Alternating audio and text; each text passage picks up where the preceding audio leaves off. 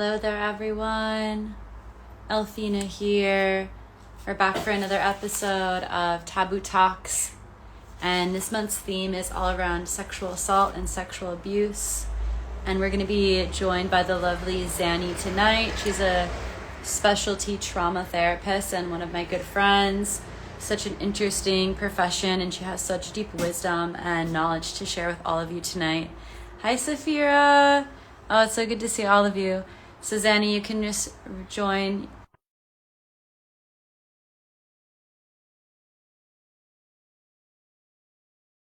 Without her. But for tonight, it will just be the beautiful Zanny and I. She's joining us now. Easy. Oh. Hi. Hi, beautiful. So good to see you. So good to see you too. Oh, I'm really happy that we can have this conversation and trying to find a good angle for my tripod to be. Me And I'm too. happy you know how to use Instagram Live now. So easy, right? I know. Yeah. I've done podcasts before, but this is my first live, so I'm excited to be here. Wonderful. And for anyone just joining now, this is Taboo Talks with SISociety.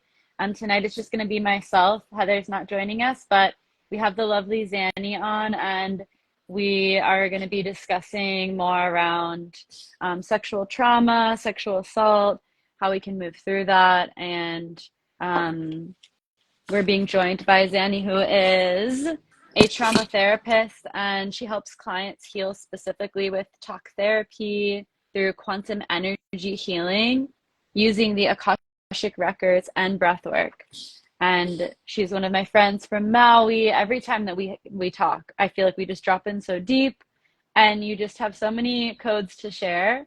And what I love about your perspective and the way that you help heal is a really integrative approach. Like I feel like you have a good foot in both worlds. Like you're able to be in the science of everything that's happening and understand with more logic and reason, but also in more of the spiritual etheric realms, right? Using like the Akashic Records, for instance, and be a really strong bridge to connect those two realms, which I feel like is so important and so needed in this day and age of healers. So Mm, yeah, without further ado, welcome. Thank you so much. Yeah, I'm so grateful to be here, and thank you so much for that lovely introduction. Um, yeah, I just feel really excited to get into our chat today. Yeah, definitely. And this one is so important to talk about. Like we've been talking about a lot of lighter topics like play parties and open relationships. Not like there's not hardships in those sometimes too, but this topic of the month is just so important to talk about, as the statistics are just proving to show that basically all of us have been touched by this. Yeah. Yeah. Yeah. Um, Yeah, and what's really interesting too is, as far as sexual assault or it goes, Hmm. of what is reported statistically, like 1 in 4 women have been sexually assaulted, but it's so much more than that. Like, I mean, I've seen hundreds of clients the 4 years that I've been a therapist, and it seems like 3/4 of the clients I see have experienced some type of sexual assault. Mm. So, especially, I feel like if it was done in childhood, the statistics are actually like, yeah, not reported. Yeah, and those, like you said, those are just the ones reported. And we're also like bringing attention to all the men too, all the men who have also been violated. And that number is pretty high too. I think what I read was like 1 in 2 men, or 1 in 3, or sorry, 1 in 4 men and 1 in 3 women Mhm. have experienced some sort of sexual assault or abuse. Yeah, that have been reported. So, Yeah. yeah, there's so much to get into, which I'm really excited about. And I just wanted to start off by asking you a question. And that's something we like to ask our guests. And that question is, Zanny, how do you, or what is the importance of sexuality to you and in your life? Mhm. Wow. Yeah, that's such a juicy question and such a insightful reflection. I feel like for me, sexuality or my expression of it is it's like twofold. It feels like very sacred on one hand, and then on the other hand, it feels very playful. Yeah.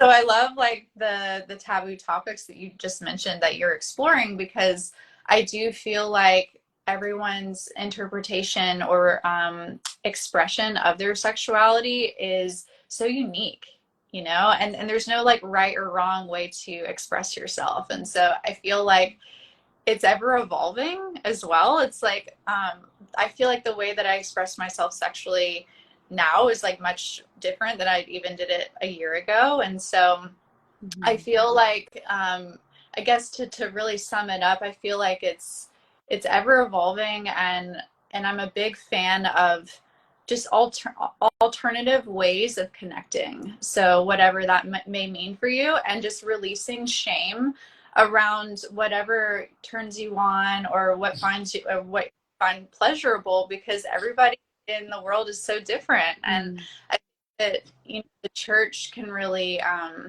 you know, or religious dogma can put a lot of shame into sexuality. And so I'm when with my clients, when just talking about sexuality in general or like sexual abuse, it's really around like removing the stigma behind it. Mm. Hmm. Yeah, thank you for sharing. It's so interesting. Like we were just talking about this today, like all the stigma that so much of us grew up in, if we grew up in a religious home at all, and how that's just so deeply embedded in like the way that we are viewing sex and that we're engaging in different sexual experiences and even our ideas around what a relationship should look like, right? And like all these really um, like boxes that we've kind of placed sexuality inside of, that we've been placed inside of. And I'm just really curious, like with the clients that you work with, I'd love to hear more about, yeah, what kinds of clients you work with, and I guess how you're able to help them on their journey of healing their sexual abuse. And maybe a good place to start would be like, what was your journey and how did you get to be where you are now?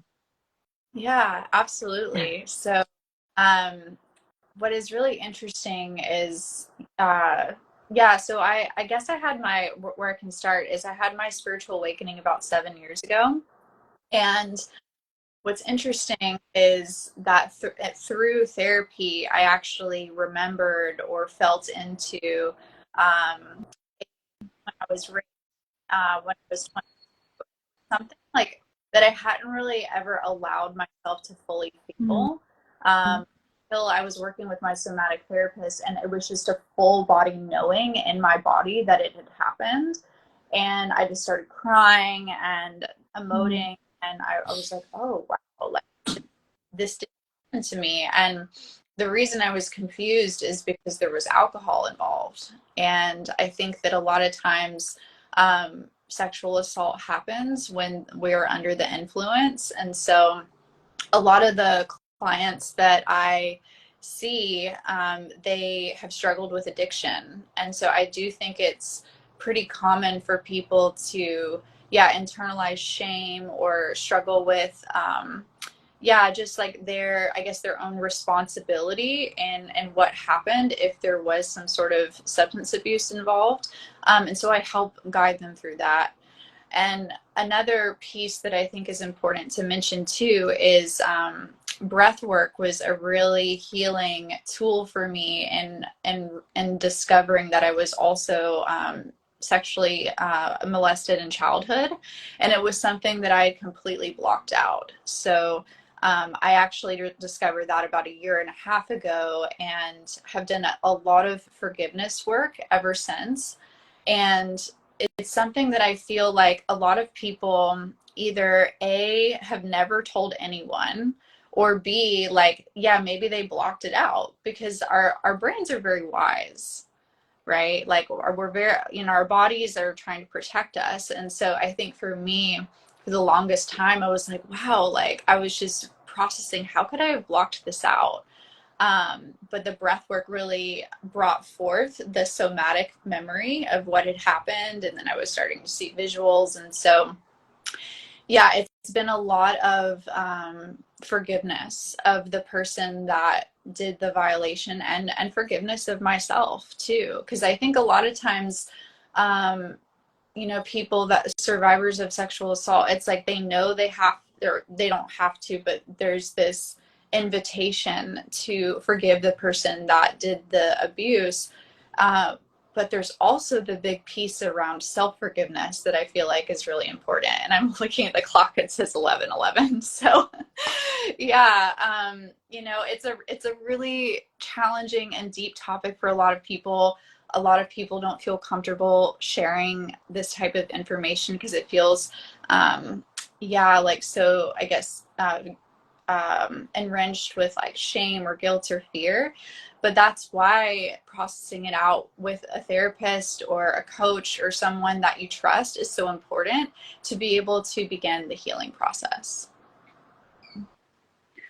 Wow.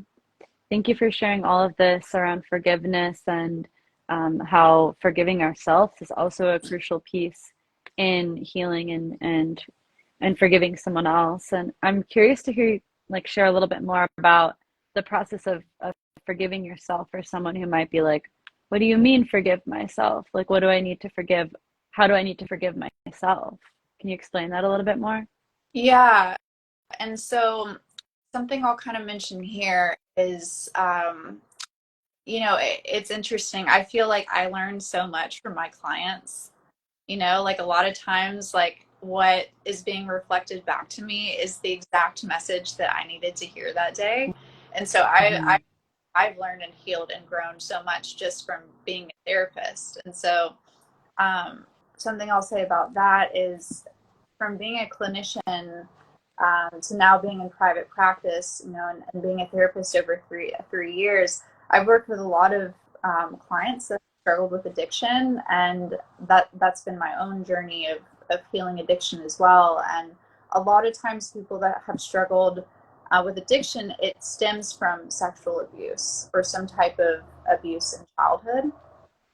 And so, how I got into the Akashic Records work is because I wanted to have like this more metaphysical approach.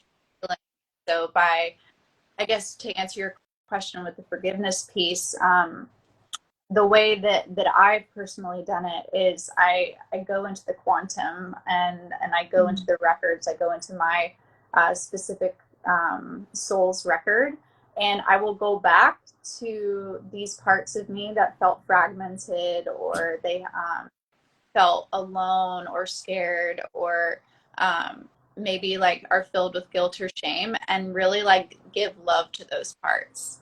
So my inner like child healing is really big for me, really going back, and the more specific the memory, the better, because you really get a felt sense, a clear visualization of like who you were at that time, and being able to give like love and kindness and compassion, like you're the kind parent of yourself.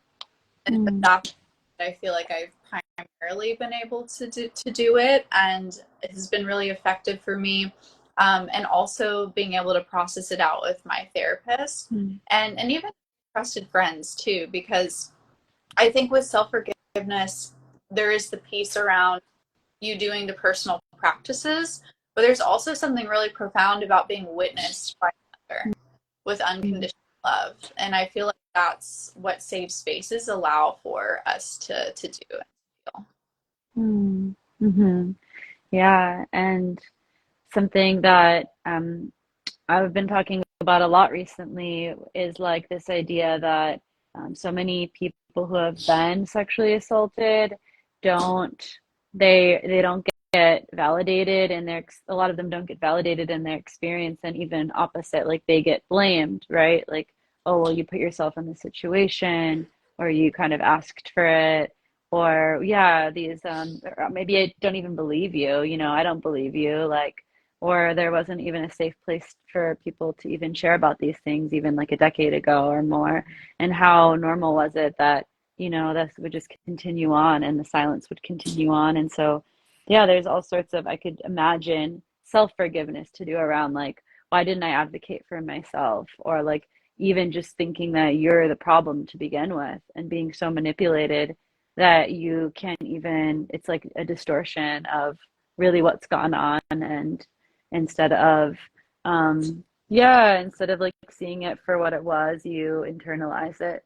And I'm sure that that internalization of that shame and that fear and that guilt can manifest in all sorts of ways, like addiction. It's super interesting that there's a connection with addiction and assault. I would Mm-hmm. love to know more about the psychology of that, but I feel like Yeah. addiction kind of runs with a lot of different mental illnesses. I know with eating disorders, addictions are also tied to. Yeah. Yeah. Absolutely. Yeah. And it really like originates from this deep sense of like low self-worth, Mm, right? And a lot of times when we experience trauma, we feel like we're victims, right? Or like, so we either are like the world is out to get us, or we have a really negative view of self. So the healing process in recovery is able to find that self-love again and be able to come into a place where um, you want to connect with others. A lot of times, addicts will feel like they're all alone in their mm, experience. So that's why, you know, there's this saying, the opposite of addiction is connection. And it's like mm, learn, like, you're not alone, right? Because so many people feel like, oh, like I had this horrible thing happen to me. I'm so alone in my pain. And that is why I feel like AA and many other therapy support groups have been so healing, because you're able to share your story and people can be like, oh, that happened to me too. Or like at least be able to give some compassion. And I think that, as you are well aware, like healing is not linear, right? It's like full of twists and turns and ups and downs. And like some days you feel like, oh, I've forgiven myself. And then the next day you're like, oh, no, I haven't. And so it can be confusing. But over time, like as your nervous system heals, your energy heals, um, and you feel more comfortable being vulnerable and being out in the world, you can rewrite the narrative of your story. So mm. go from this place of victimization, and spiraling upwards and all the twists and turns to finally this place of empowerment. Hmm. Yes. We were just talking about that in the group and how we can like tell our stories differently every time. And maybe with every story that we tell, it shifts to a little bit more empowerment and maybe a little bit more of like a zooming out of the pain and zooming out into like a larger perspective. But of course, when we're in these tender places, it's really hard to have that perspective and it's hard to feel empowered. And we don't, and it's like, so my question is like, how do we, yeah, how do we take that journey? Like how did you take that journey from being a victim to being a victor and now leading other people through their same success stories? Yeah, absolutely. So I love that you asked this question, because I'm a Sagittarius rising, and so one of the characteristics of Sagittarius is like the eternal optimist, right? Like Hmm. being, and so like I think that a big part of my healing has been not to rush from zero to 60. It's like in the middle of a deep emotional process, like really like allowing yourself and giving yourself permission to like be in that space, right? Hmm. But it can be actually spiritual bypassing if we don't allow ourselves to grieve, if we don't allow ourselves to feel the anger or whatever emotion there is that is arising. Um, and it's like this interesting dance, right? Because like I think that some people get caught in like, well, I need to feel all of these feelings, but they stay stuck in Hmm. victimization, or it's like they're completely bypassing and they're just like, well, um, and this happens a lot of times in families too. I feel like the child is upset or they have some sort of emotion. The adult's like, you're okay, right? And then the child learns like, oh, I guess I'm not allowed to be upset, right? And so, yeah, I feel like everybody's journey through that space is going to be so unique and different for them. But I think for me, in my personal journey with it, it's really been allowing myself to titrate is the word that's coming through. And what I mean by titrate is like I'll give myself some space and time to like really be in my feels. Like I may go to Eow Valley and like be there for hours and just allow myself to cry and like pray and meditate. And then I'll pick myself back up. I'm like, okay, like I'm gonna like go to the grocery store now and like go and get it done, you know? And so I feel like being able to balance those two pieces of like allowing yourself to like go into your emotions without like being over flooded or overwhelmed. And sometimes you need help too. Like if you're like really stuck in that place, that is where talking to a therapist or a trusted friend or like going to an AA support group could be really beneficial so you can feel like you're not alone.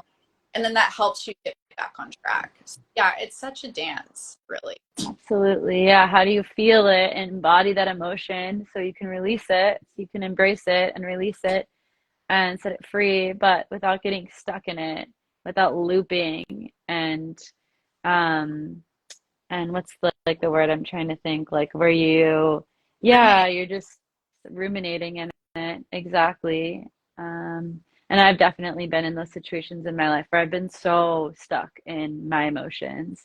And then you just enslave yourself in like this hellish reality of your own making. Mm-hmm. And um yeah, so for someone who's like in that position and they just feel like they're like, okay, I'm in a loop. How do I get out of this loop? You would recommend going to see a therapist.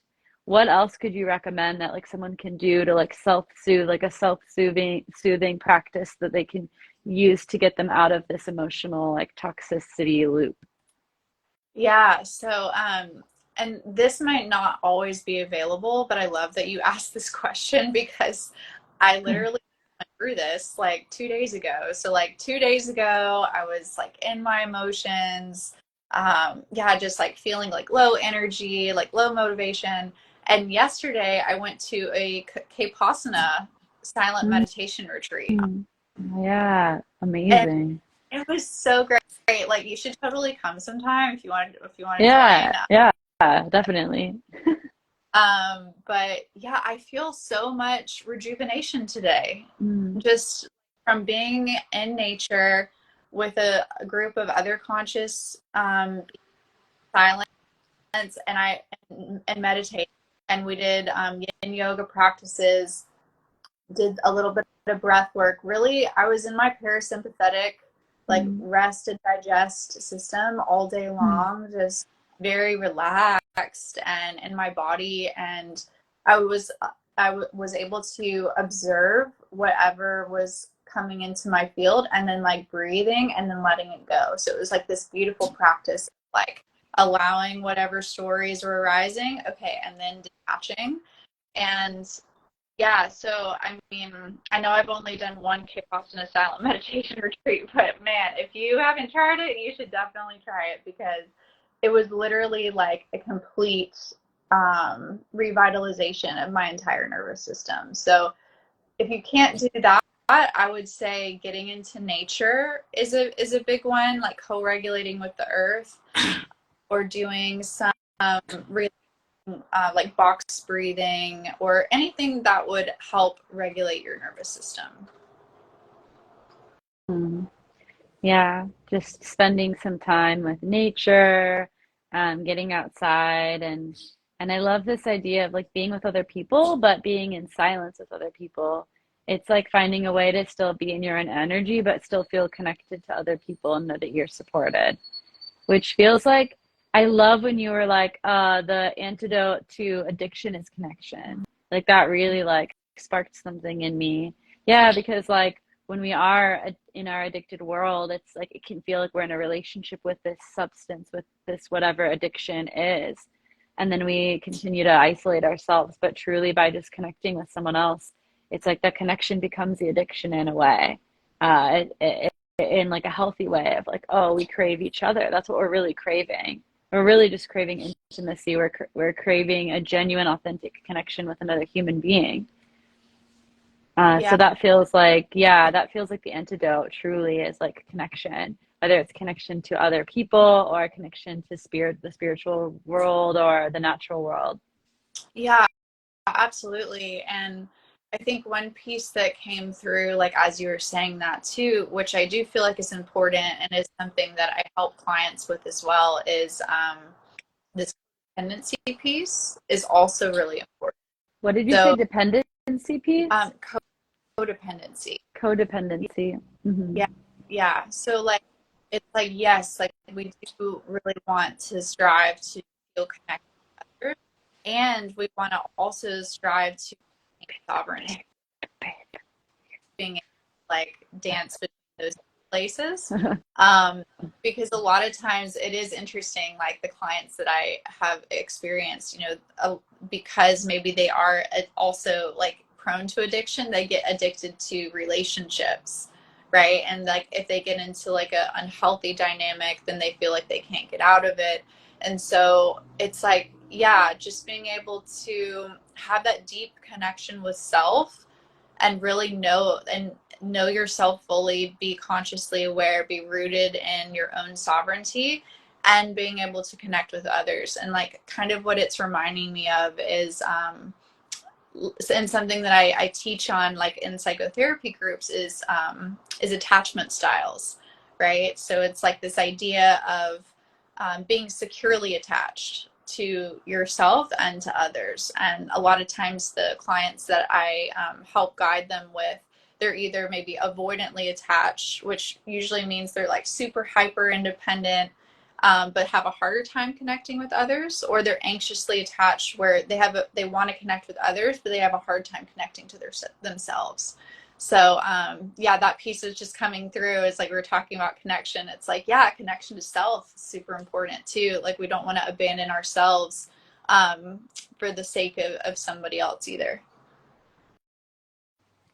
Yeah, definitely. And something for me, I mean, I struggled with like addiction and I was like in an inpatient hospital kind of setting when I was younger as well. And so I just felt so alone. Like I felt so alone and so like no one understood me and no one really knew what I was going through. And it was wild because as soon as I went into this treatment place, and there's like all these other people that were like my age who are going through something like similar experience, it brought so much more camaraderie to and like motivation to like, oh, I can, if they can do this, I can do this. Or it's like even just with like what I was experiencing, like, oh, these other people actually understand what I'm experiencing.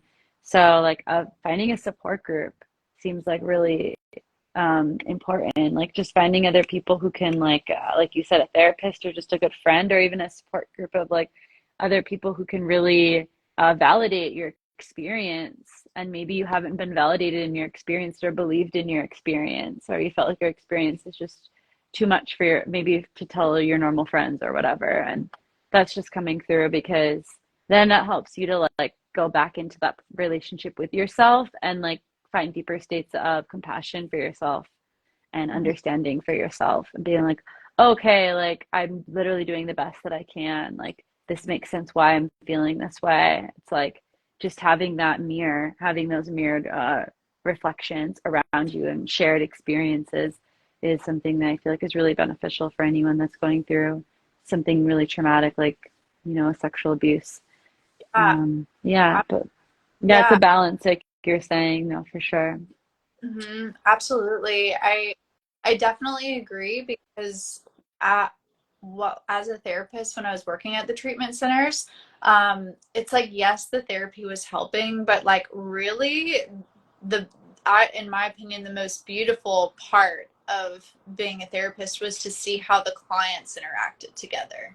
And like when the clients would share in group, maybe something that like they'd never shared with anyone, and to receive like compassion and support and empathy from their other members. I mean, it was so it was so beautiful to like just witness that, and especially I would really love it. And sometimes I would have like all men's groups, and just to see like the men like have each other's backs, and like just to see the men cry too was so profound because you know, in our society, to have men share their emotions, like it can almost like be like taboo in certain spaces. And so it was really beautiful to even be able to witness that, like the men supporting each other too. I love it. I love having that there's safe spaces for everything now and anything to occur, and that we can hold each other in those spaces no matter what the stigma has been. And I just like want to reflect in you that I'm just so moved by your journey and how you've taken something that was really painful for you and you've just completely like turned it around. And, you know, who knows how many people that you've had a ripple effect of because of the work that you've done, and then how that's affected their families and their friends and their circles. And I just want to like just take a moment and really celebrate you and applaud you. I think Safira wrote like, your glow, Zanny. Exactly. Oh, Yeah, yeah. I would love to hear you kind of share more about what a typical day looks like, or maybe a typical journey with a client that you have, because you use these really interesting modalities in addition to talk therapy. You use like the Akashic Records and energy quantum healing, which are kind of buzzwords that people are really curious about, but maybe they don't really understand like how that actually works. So maybe you can just fill us in a little bit more about what that would look like in a situation where you are helping someone to heal their abuse. yeah. Yeah, absolutely. So, yeah, it's been really interesting over the past few years how my, I guess, therapeutic modalities have evolved. Because, yeah, I started off in like a clinical setting that was like holistic in nature, right? And then now have kind of evolved into this metaphysical space, this spiritual space. And so it's been really cool to have like this like hodgepodge of tools to like really pick and choose from, because you know, I believe that every client is unique, and every client strategy for their own needs and goals for therapy is going to be unique and different. And I think it also really depends on the level of yeah, well, it depends on their level of awareness, and their somatic body sensation awareness as well. So, like, if somebody is has been in active addiction, they have a lot of numbness. Um, I'm probably going to mostly be using talk therapy with them at first, because that's going to feel the safest for them and their body, versus a client who maybe they've been on their healing journey for a while, maybe they're a yoga teacher, like they've also done a little bit of energy healing. I can use more advanced techniques, maybe go into the Akashic Records, do some quantum energy healing. So it's a really cool how no one client is the same. um, and yeah, it really just depends on the level of healing on which the client really wants to go on. But it's been cool too, because at the treatment centers that I worked at, most of the time I would work with a client for a month or two. And now that I'm in private practice, I get to work with clients for longer. So I have a few clients that I've worked with for a few years. And so when we're doing this like deep dive work, or like once a week session work, it's starting to rain. I'm like hearing the rain like on my tin roof. Can you hear me? Okay, I just wanted to make sure it's super loud. But yeah, so like when we're doing this deeper dive work, what I really help guide clients through is healing their attachment style, I think, first and foremost. So really like releasing any addictive tendencies and behaviors is kind of like that first layer. And then the second layer is relationship to others. And so maybe they're really wanting to have a better relationship with their partner or a family member, or maybe they have some avoidant tendencies that they have with other people in their life. And that's kind of like the next layer that we work on. And then that third layer is that deep connection to self. So, like, working on spiritual techniques and practices to help them really go into these deeper somatic parts of themselves. And yeah, it was actually one client in particular that I worked with for 3 months in my quantum relationship mentorship program. she went from like only attracting avoidantly attached men and just having like hookup scenarios to now she's been with her partner for almost I think a year and a half, and she's in a very secure relationship with him. And that was through her healing her nervous system, going into the Akashic Records, really doing the deeper healing work and reframing her limiting beliefs that she had around relationships. And so now she's created a healthy partnership for herself. So, yeah, I guess the simple answer to your question is it really just depends on the client, what kind of work that we're doing. But ultimately, I think it really stems from having like a healthy self-esteem and healthy self-worth. And then you get to create your own reality, and how the external world is reflected back to you is that mirror of how you feel about yourself. Yeah, absolutely. So with I just love the rain. I think it was like a perfect time, just some like cleansing from all of this, all of the depth of this conversation. Um, so I'm curious to hear, like, when you take someone into the Akashic realm, and maybe just explain to anyone watching who might not really know what the Akashic realm is or what the Akashic records are, just maybe a brief explanation and what it is, and then why is that beneficial to take people there when it comes to healing trauma? Mm-hmm. Yeah, so Akashic sky. And so the Akashic Records is a way to connect to your individual soul's blueprint, or to it's kind of like the library of all things that have happened in the past, present, and future. And so the way that I guide clients through the sessions is that we go into meditation, and we do a chakra clearing to make sure that all of your energy is sovereign and safe. And then we're able to go into the records to ask the higher guidance teams, your spirit guides, angels, whoever may be able to provide answers. We ask them basically any questions that you may want to know about your past, and the information that comes through is really interesting because a lot of times it does have to do with inner child healing, but sometimes it can even be past lives that come through too. So it really just depends on I think the client and the connection that they already have with their own spirituality. But it's really cool too to be able to travel back in time, like I was kind of mentioning with the inner child healing earlier, and being able to give love to those parts of us that did feel fragmented or not, or incomplete or not whole, and give those parts love so we can basically reclaim our wholeness. And a mantra that I've found to be really useful that I discovered maybe a few months ago in a breathwork ceremony is this mantra of I am loving awareness. And so I just repeat that to myself several times a day, because when we remember that we are loving awareness, like all the quote unquote the karma, the trauma, all the density, it just falls away, right? And so we're able to come back into that remembrance of who we truly are, which is whole and complete and perfect, right? So it's like that was something I was receiving too in the Vipassana retreat yesterday. I was like, wow, fear is just an illusion. Like I was able to just give all of my fear to the earth and just like be and just be. And there was like nothing to do or nowhere to go.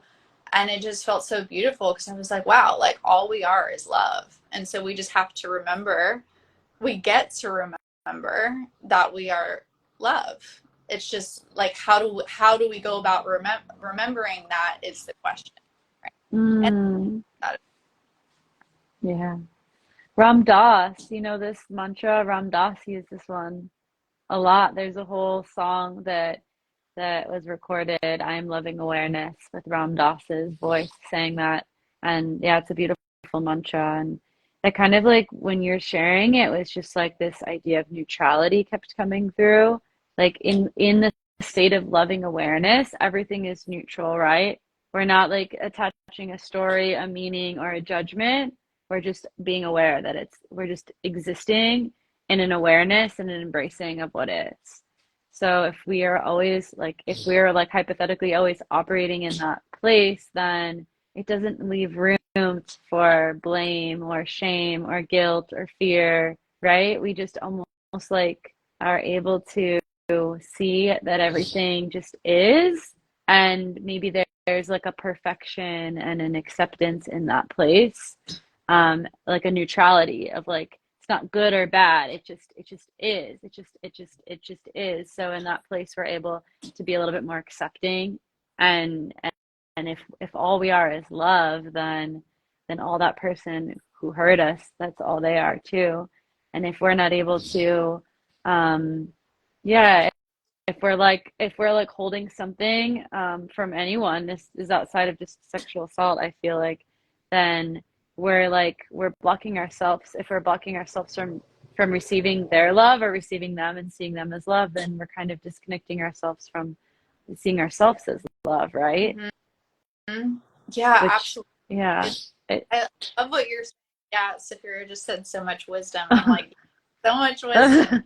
Gosh, like it's this piece around, can we experience our emotions without attaching judgment or mm-hmm. or Yeah. or creating a story about it? It's like, can we just be in our experience? And I think that that is so important, right? Because when we start to attach these like narratives about our experience, that's when we go into shame or self-judgment. And if really all that we are is love, it's like remembering that, and all the rest all. Mm. Oh, yeah. It's it's so like easy in like this conceptual way, but obviously when we're in these physical forms and these experiences happen, it's really difficult. And yeah, I just want to completely be so validating of everyone's experiences, and really validating also of where everyone is in their journey. And if you're not to this point at all and you're just still in the beginning of your journey, and you're in the rage and you're in the anger and you're like just validating you exactly where you are, and trusting in the timing of the unfolding of all of that too.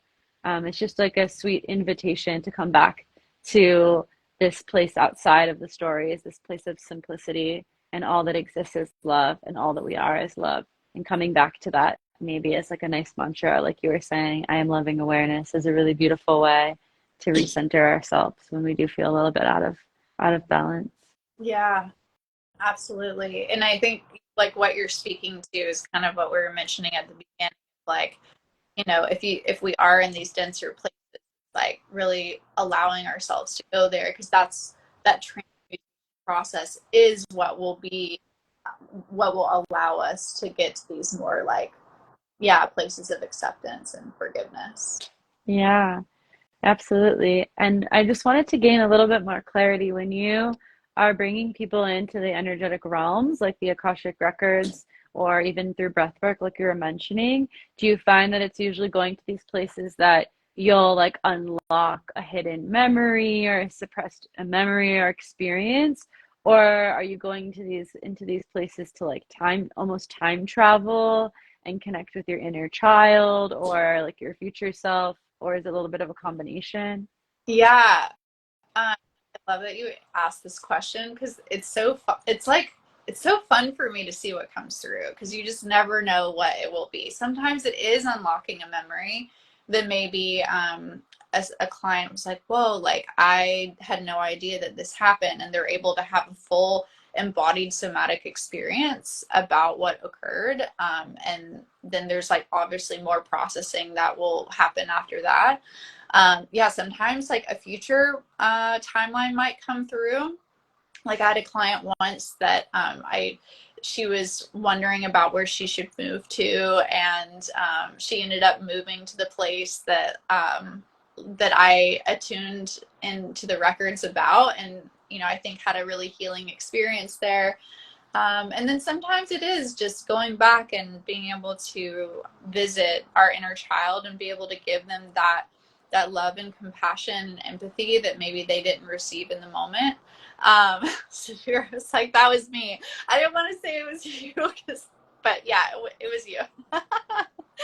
So, so yeah, I think it really just depends. But I think a lot of healing can be done too with like mom and dad or like past relationships, and in the quantum, having that conversation with those people that maybe you didn't get to have can be really healing. And so I'll prompt the client and say, you know, what is it that you really felt like you want to say that you couldn't say at that time? And to be able to devise that and like speak their truth is really, really healing. Yeah, Zanny led me to deepening my relationship with my dad and the continued journey of healing with the masculine. Yeah, that's a powerful journey that so many of us, including myself, are on, like healing our relationships with our father wounds and the paternal lineages that have gone before us, and how that is so directly related to the men that we attract, like you were talking about with a client. And maybe that's something interesting, like from a psychological therapist perspective. Like, what are the statistics or what are the correlations on how we choose partnerships, and maybe even toxic, abusive partnerships based off of our experiences with abuse? Yeah. Yeah. I mean, you really hit the nail on the head with that reflection. And yeah, I mean, I feel like there's a direct correlation that happens, right? Because if our first sexual experiences when we were young um, were wrought with like betrayal or guilt or shame, that is what we will be attracting in our relationships until we heal the wound. And so it can feel, yeah, really hard and dysregulating, I think, as an adult when we're not conscious of this, like until we like have this knowledge of energetics, because it can just feel like, well, why am I attracting like all these people that, you know, are hurting me? And it's really a deeper invitation to like look at these earlier wounds, to do some deeper healing work around it. And when you come into a place of greater self-worth and greater love, then you won't like, you might attract those people in, but you won't stay with them, right? Because you'll be like, I actually am looking for someone who's in greater alignment that's going to treat me with love and respect, right? And so the universe is is funny, right? Like the ways in which that we learn lessons. But yeah, I feel like at the end of the day, it's really just an invitation to go back, look at the wounds, and to be able to do this forgiveness work. Yeah, healing the core wounds. Yeah, absolutely. And what would you say like to somebody who might be aware of what their core wounds are, even with their father, but who are still finding themselves like attracting the same type of relationships or the same types of partners? Like, how does one who is aware, but yet there's still these energetics, there's still these traumas, there's still these like deep wounds that might be still embedded right in the body, in the cells. How does one move through that and release those so that they can call in their healthy dream partners and relationships in their life? Well, the first thing I tell them, um, is just to be patient, you know, because I think that a lot of times we can get really discouraged and be hard on ourselves when we are doing the big work and we feel like nothing's happening. But I do truly believe in divine timing. And I also feel like there can be certain ways in which maybe this could be expedited. Like what was coming through and you were saying that is I'm a big plant medicine advocate. When done in a ceremonial setting with intention, I've had some really deep and healing and cathartic experiences with ayahuasca and San Pedro that I feel like have really allowed me to expedite this process as well. And I want to recognize that plant medicine is not for everyone. And, for me, I feel like there has to be like this genuine calling to want to go into a ceremony like that. And making sure that whoever is holding the space has integrity. But I will say, like, that is one way, other than seeing a therapist or going to a support group, that can really, really, really shed a lot of insight onto your patterns. I recently sat in a San Pedro ceremony, and I was given a lot of visions with my own intergenerational trauma and how I can heal it. And that was incredibly insightful. So that's Oh. that was through to help as well. Yeah, I would love to hear more, like if you wanted to share a little bit more about what came through, because I think that's so interesting and I really agree and reflect. I've had some really similar experiences with ayahuasca and with Wachuma, which is similar to San Pedro, and the grandfather, grandmother kind of energy is just being brought into like I just remember it took me to all of my paternal lineage line, like all the way back to Noah's Ark. Like I literally went through my dad and my grandparents, and my great grandparents, and like, and then I was at Noah's Ark, and I was like at the beginning of humanity. Basically, it took me all the way back, and that these wounds, these fears, and these traumas, like I think something that I've been coming to realize, it's like if they didn't happen directly to us in this lifetime in this body, they've still happened to us because we are all connected, first of all, and also like they've happened to our mothers, or they've happened to our sisters or our aunts or our cousins, right? And we're all like carrying that similar DNA and genetics, and these things are, if they didn't happen directly to us, like that trauma and that memory can still be embedded into our subconscious, into our bodies at a cellular level through epigenetics. They're passed down. And so we don't even have to necessarily directly experience that trauma to still feel that trauma, to still be holding that trauma in our bodies, and to still be passing that trauma down to future generations. And so I think that's like another important thing to make note of. It's like sometimes we want to have these memories of like, oh, why am I feeling this way? Maybe there's a memory that I'm suppressing, or it's not even about like needing to remember or needing to like have a vivid recollection of this experience. It's more of just like knowing that you feel this energetic block, you're seeing this energetic block play out in your life, knowing that there's something deeper inside that wants to be loved, right? That wants to be acknowledged. And yeah, just like using, like you're saying, medicine or whatever it might be to excavate that on a deeper level that's really supportive. And that's what these plant medicines do too. It's like it's not just like you need to understand it in your mind. They're like somatic tools where they'll literally just shake your body for hours and hours and hours and hours, and they'll like literally somatically release the the trauma just through that in itself. So powerful. Yeah, absolutely. Yeah, I love everything that you just said. The power of epigenetics and understanding that was huge for me. Yeah, there's a book called "It Didn't Start with You" by Dr. Mark Wallum, and that book is a really useful resource, just expanding on this topic.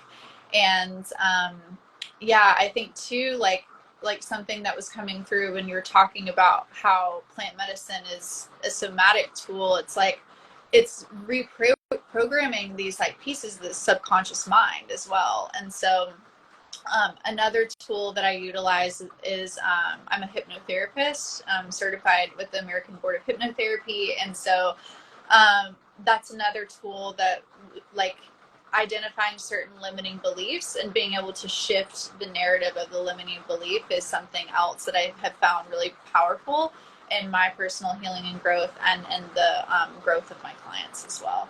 So yeah, I think when we can heal the subconscious, then we can heal the somatic body as well, and it's all related, you know.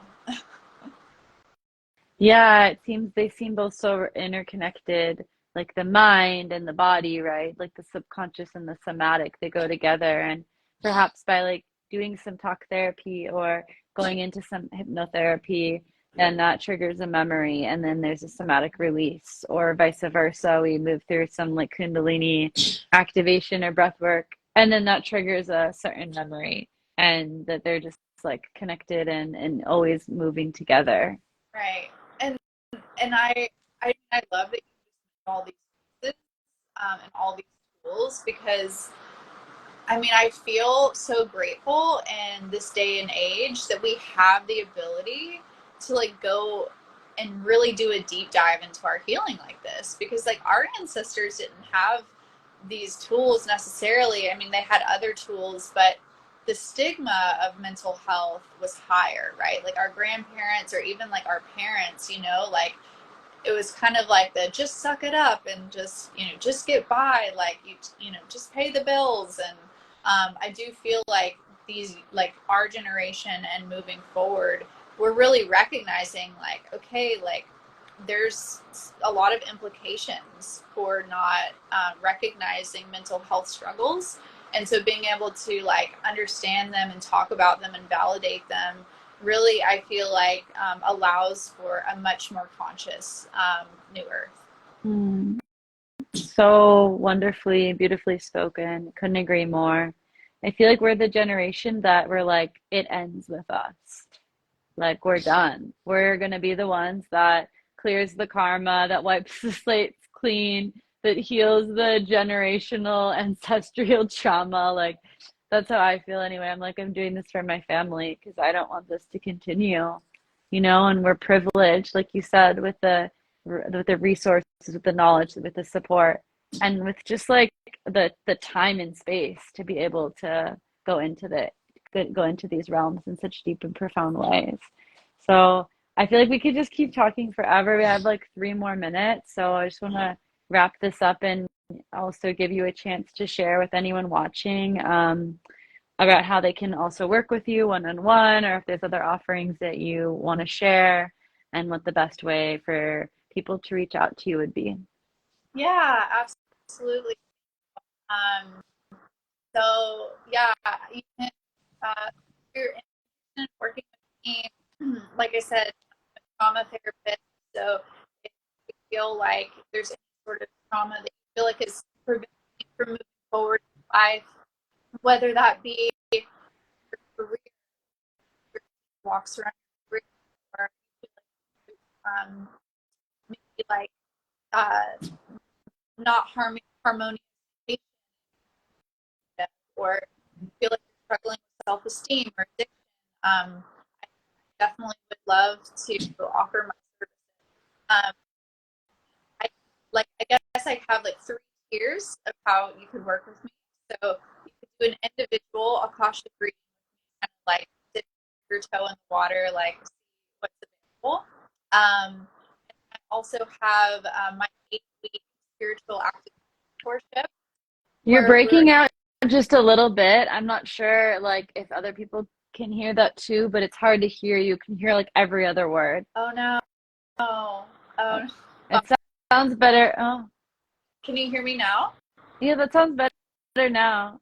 Okay, Okay. I heard you say you have 3 tiers. The first tier is like a general Akashic record reading.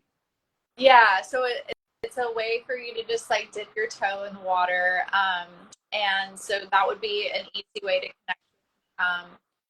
And yeah, and then the second way could be to my 8 week mentorship program.